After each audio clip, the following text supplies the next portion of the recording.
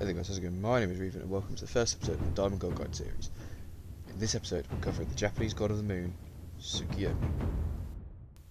The idea behind these guides is me playing the gods in Smite until Mastery 10, at which point I unlock the diamond skin, and then it reveals to you the tips I've learned along the way for playing the god more effectively.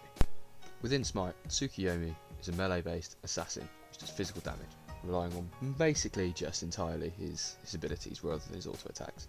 Which makes it really viable in a couple of roles, primarily jungle, which will be the focus of this guide. He can play solo as well, due to some stain in his kit, which I'll get onto later, and if you're feeling particularly fruity, he can play mid lane as well. I think that's about enough time to talk about who the god of anime is. Let's talk about his abilities. First off, his passive, Shingetsu and Mangetsu. These are the two big bastard weapons that he wields. Shingetsu is one in his left hand, and Mangetsu is one in his right hand. When these weapons deal damage to an enemy, they become empowered. Empowered Shingetsu gets 50% cleave and restores mana, and empowered Mangetsu deals bonus damage to restore health. These are all equal to 2 damage plus 15% of your physical power, so building scaling means you're going to heal more mana for every hit, and you're also going to deal more bonus damage. Next up, his first ability, Dark Moon Shuriken. It's a line attack which involves Tsukuyomi calling upon Shingetsu, the big purple boy, and throwing forth the Shuriken. The Shuriken stops on enemy gods but damages all minions in between. If an enemy god is hit by this ability, then the Shuriken remains impaled with it. Tsukuyomi can get real close to them and retrieve the Shuriken. This will reduce the cooldown of this ability by a whole 4 seconds. The base cooldown on this ability is 10 seconds at all ranks, which means with 40% CDR the cooldown is 6 seconds. With collecting the Shuriken, that reduces down to 2 seconds. Not only is this ability possibly on a 2-second cooldown, but the next basic attack after using this ability becomes ranged. This basic attack, when it hits an enemy, it steals 25% of their movement speed. This isn't actually theft, because all it does is decrease their movement speed by 25% and increase yours by 25%, so effectively you're 50% faster than they are. Does that make any sense? Okay, probably doesn't make any sense. This ability is really confusingly worded. Basically, they reduce their movement speed by 25% whilst you increase your base movement speed by 25%. Therefore, it's not actually a theft at all. In fact, you're just slowing them whilst increasing your own movement speed. It doesn't act like a slow, but anyway, you avoid jail time. This ranged basic attack in all other ways behaves like a basic attack. It doesn't go through walls, it procs items like hydras and any other unhit effects, and it crits. A lot of people recommend levelling this ability first, which I disagree with, unless you're in a lane. If you're playing in the jungle, you will level the 2 first, which I will explain in a moment. This ability also has 80% scaling, which means you've got to build power. Tsukuyomi's second ability is called Kusarigama. This involves Shingetsu and Mangetsu forming themselves into Kusarigama, which Tsukuyomi then swings left, swings right, and then swings forward for a big smash. The left and right swings are described as circular motion, when in actuality they're more like crescent moons because they overlap at the front, so anybody that's kept in front of you is going to get hit by all 3 parts of this ability. The final swing is merely just a line attack. Every stage of this ability has some description of CC. The left and right swing have a 1-second disarm, and the final swing has a stun that scales up to 1.4 seconds. This ability is Tsukuyomi's main form of damage outside of his ultimate, and definitely his most efficient camp clear, so this is what you want to level first if you're in the jungle. Despite this ability being Tsukuyomi's main form of damage, clear and CC, it's channeled, which means it's very easily interrupted by things like stuns and silences, therefore you need to be really careful when you use it. I think it's also worth noting, whilst channeling this ability, Tsukuyomi gains 25% movement speed, which obviously combined with his Dark Moon Shuriken basic attack is 50% movement speed, and considering he's got no real movement outside of his ultimate, this could be valuable in certain situations. Tsukuyomi's third ability is Silver Moon Caltrops. This ability channels the stars and drops them onto the floor in the form of caltrops in a crescent moon shape. Any enemies hit by this ability take damage and are slowed for 1.5 seconds, and then any enemy stupid enough to move through this field of massive aerial denial weaponry, they take damage as well and are slowed again.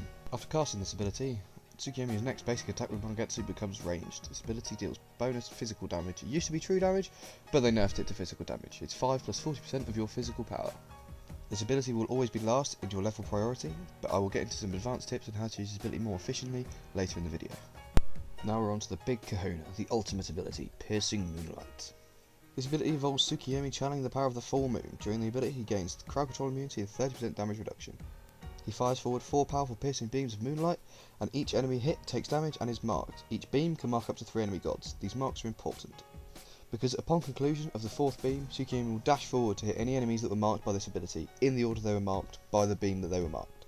For instance, if the first beam hits 3 enemy gods, those 3 enemy gods will get dashed through first in the order they were hit, and then in the second beam hits 1 enemy, that enemy will then be dashed to next. It is important to note that the beams must deal damage in order for the target to be marked, so if anyone ages it or has any immunity in their kit, they will not be damaged by the dash, because you won't dash to them, you'll just stop. It's also important to note this doesn't include any abilities like Arachne ult, Sun Wukong ult, and Freya ult that take them out of the battle, because if they're marked by that beam, they're taking that damage regardless of where they are. Tsukuyomi ends this ability by dashing at the final enemy hit, or if an enemy that you're meant to dash to next is killed prior to the dash. Regardless of where you're playing your Tsukuyomi, this is the ability that you prioritise. This can deal up to 1200 damage plus 260% of your physical power damage to a single target. That is insane. The final point to mention on this massive and confusing ability is that if you kill an enemy god with this ability, Shingetsu and Mangetsu get their ranged basic attacks. This transitions quite nicely into talking about the finer points of these ranged basic attacks, although I mentioned earlier that they act like normal basic attacks, they don't go through walls, they apply on hit effects, they can crit. What they also do is they are stored. So if you're leaving the fountain, you can fire your 1, fire your 3, you get 2 ranged basic attacks. You enter the fight, you hit them with 1 ranged basic attack, hit the enemy with your 1, you get that ranged basic attack straight back, and you can hit them again with that ranged basic attack. Regardless of how you use your abilities and get these both stored, these ranged basic attacks always go left, Shingetsu purple first, which is the slow, and then right for the bonus damage second. It's also worth noting these ranged basic attacks will trigger your passive and charge Shingetsu and Mangetsu, but they won't act like charged, empowered basic attacks. For example, your left one that fires the slow won't also do cleave damage. Having discussed Tsukuyomi's abilities, you can tell that his playstyle is all about damage. You get in, slam the enemies in the face, and then dash off into the jungle to steal their farm. His early game is outrageously powerful, so he's a good candidate for every ADC's favourite thing, the level 2 gank. Clear your speed, hog the blue, clear the back camps, then go and drop the heavens on the duo lane. Or, if you're happy to passing mid lane at level 2, and you see a Hera all out of position, you know what to do. Your mid to late game is the same as most assassins. Put some pressure on the wave in the mid game, kill some enemies, and then in team fights in the late game, you're picking off the backliners. During objectives like the Fire Giant and Gold Fury, your aim is to zone the enemies by using your CC and your aerial denial weaponry.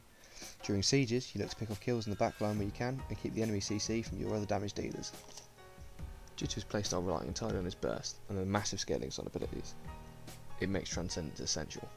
I don't think there is a game, whether you're in mid, solo or jungle, where you shouldn't be picking up Transcendence, as it is the highest power item available to physical gods. Understanding this necessity for power, let's talk about the starter items. In the jungle, you'll need Assassin's Blessing, and can either start Mace, 1 health bar, and Hog, or Morningstar, and 2 health bars, and a Hog. I personally prefer the Mace start, because I do like the level 2 gank, and that little bit of extra power can actually make a big difference, but if you want to rush trends for an early power spike, then Morningstar might be for you. After your boots, which should always be Warrior Tabby by the way, it's time to decide what the Mace becomes. If the enemy team is packed with healers, then finish off the Mace into a Brawlers, otherwise you're good to go for a Crusher. If you're in the lane, the Trans Rush is definitely the way to go, to the extent where, in the mid lane, I prefer to just forgo a Blessing and go straight into Charge, Morningstar and Potions. Due to Tsukuyomi's ultimately being very much in the fray, and with no real movement options in this kit otherwise, I find Pridwin and Arendite very beneficial pickups. Pridwin offers some sustain for when your ultimate leaves you out of position, alongside extra damage when the shield detonates, and Arendite allows you for chase down potential if somehow your ultimate didn't finish them off. Another item that Tsukuyomi can benefit from, regardless of the role, is Hydra Lament. Obviously, his 1-3 apply the auto attack bonus damage better than almost any other assassin in the game, as it automatically is applied to range autos following the use of precedent ability. Soul Eater is another item that I would describe as highly beneficial on Tsukuyomi, especially when paired with Transcendence, as your abilities will slap and then you get a substantial amount of lifesteal. But I mean realistically, at the time of recording this video, the day of the release of patch 7.10, Soul Eater is just a nuts item anyway. Finally, your relic choices would always be Blink, Beads or Aegis. I personally will always pick up Blink for the engage potential, and then normally Beads to escape those tricky situations, like fucking Nox. Finally, you round out your build with some situational items. For more power and penetration, finish your build off with Heartseeker and Titan's Bane, but if you're in the need for more protections, the Mantle of Discord, Spirit Robe and the Sledge can all be very good pickups. If you're in the solo lane anyway, these items might come earlier in your build, and Void Shield can be an effective utility choice, especially if you have other physical damage dealers on your team. We'll give a big shout out to the crit Tsukuyomi build as well. It is fun to just rock Malice, Rage and Deathbringer and just like slap people for 900 crits, but substantially less consistent than the burst build, which is definitely worth a game or two if you're looking for a more meme build to have fun with. So now on to the part of the video where I discuss the advanced tips of the god, the intricacies of playing the character that make you a better player. Due to Tsukuyomi's less than complex kit, playing this god to a high skill level is less about your understanding of the character and more about your overall game knowledge and mechanical ability. The important thing to remember is the order that you use your buttons in a fight. Engage with either your 1 to slow them down, or while casting your 3 on or behind the enemy, which controls the space. Follow up with the 2 to smack damage, recast one if it's back up, or follow with autos. If your target escapes using some fuck off backflip or something, chase them down with the ult and make them regret picking that brain dead god. One other complexity of this kit, however, is maximising the use of his caltrops. If clearing the way for the caltrops, cast them side on. Consequently means you'll have further to travel through the field of death and therefore will take more damage. A similar concept applies when clearing jungle camps. Just remember to kite the camp through the caltrops to maximise the damage. Using the caltrops in combat with gods can also benefit from some intelligent use. In a melee fight, drop the caltrops on your feet and kite the enemy god through them. This is particularly effective in solo lane at low level. And finally, when running away from a fight, drop the caltrops as a measure to dissuade your enemy from chasing you down. Now into the final part of this guide, in which I discuss the matchups. The matchups in which Tsukuyomi does well into, and unlike most god guides, I'm also going to cover gods that Tsukuyomi struggles into in order to give you some understanding of how to play against him if he appears against you in your ranked games. So first off, Tsukuyomi does well into gods that can't inherently interrupt his Kurosaric armor, gods that have no CC immunity, and gods that have no escapes. So mages like Ra, Freya and Zeus, Tsukuyomi will exceed against. Tsukuyomi does well into most hunters due to the disarm on his Kurosaric armor, but immobile hunters such as Artemis, Armuz and Carb and Skadi struggle more than most. Understanding what gods he does well into is quite easy. It's any gods that rely on auto attacks or any gods that can't escape. Understanding the counters, however, is slightly more complex.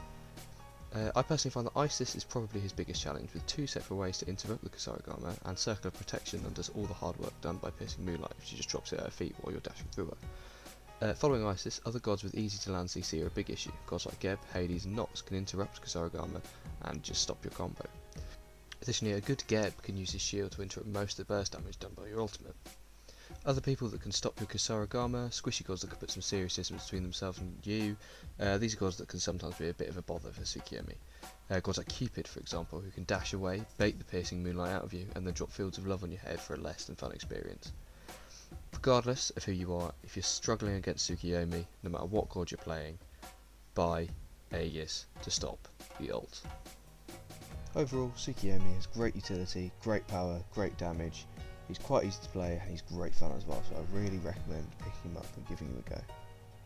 Thank you for watching, which what I guess is my turn to YouTube. The first Diamond God guide, hopefully it will become a series. Please feel free to like the video and leave any suggestions in the comments below, because I do want to improve these as much as I can and make more consistent content. Leave a comment saying which god you want to see next as well, and I shall see you in the next video. Thank you for watching. I'll see you later.